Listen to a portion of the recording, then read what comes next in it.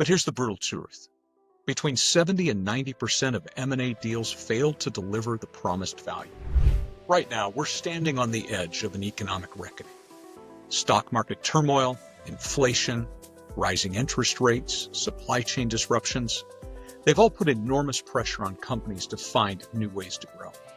And for a lot of companies, that means one thing: mergers and acquisitions. But here's the brutal truth. Between 70 and 90% of M&A deals fail to deliver the promised value. And in today's environment, failure isn't just embarrassing, it's catastrophic.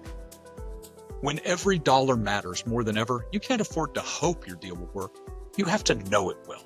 Hi, I'm Clint Kendrick, and I've been helping companies navigate mergers and acquisitions for more than a decade, across over 150 deals. And I've seen firsthand what works and what doesn't when you're trying to turn a signed agreement into real, lasting success. And I started this video series because I believe we need to do M&A differently, especially now when the stakes are higher than ever. I'm here to give you the strategies, insights, and tools you need to lead through the M&A process with confidence and close the value gap most companies leave wide open. Every M&A deal creates a gap between the value promised and the value delivered. The value gap is normal, but it's also dangerous. And today it's more dangerous than ever. The good news? You can close the value gap. The bad news? Most companies accidentally widen the value gap because they're still relying on outdated approaches that don't work in today's world. So let's talk about the 3 big reasons why and what you can do differently. First, the classic M&A playbook is built around financial models, legal contracts, and operational synergies. And don't get me wrong, spreadsheets matter, but spreadsheets don't execute themselves. People do. And in today's economy, that matters more than ever.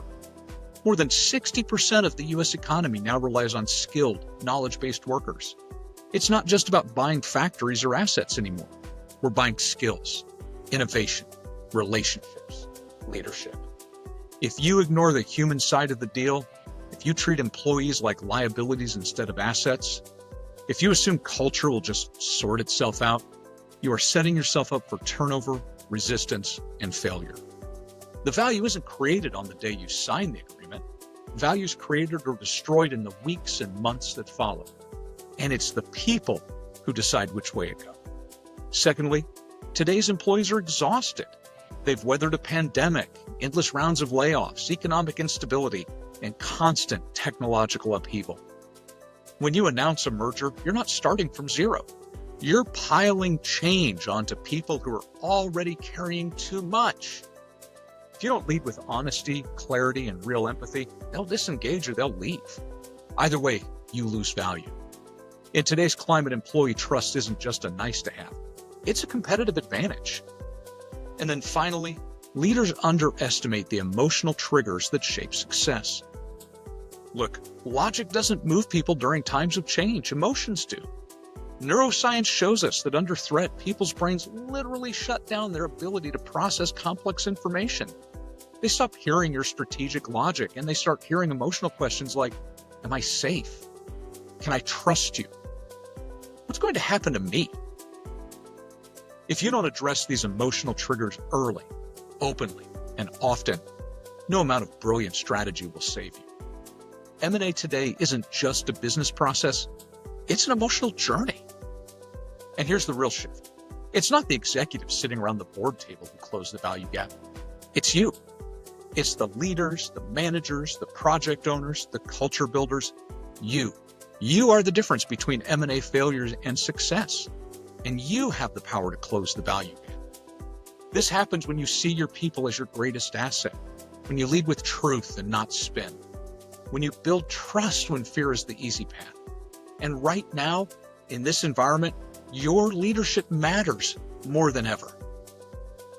Over the next few episodes, I'm going to give you some practical ways to lead through this, starting next week with one of the most critical moments of any deal, announcement day. We'll talk about how to avoid the classic mistakes, how to structure your message for emotional safety, and how to set the tone for everything that follows. Because when the stakes are this high, doing M&A differently is not just a good idea, it's survival. So stick with me and let's close the value gap together. If you want more information, visit masteryourmerger.com, where we'll have podcasts, the blog, and some tools and resources for you to use so that you can close the value gap on your deals.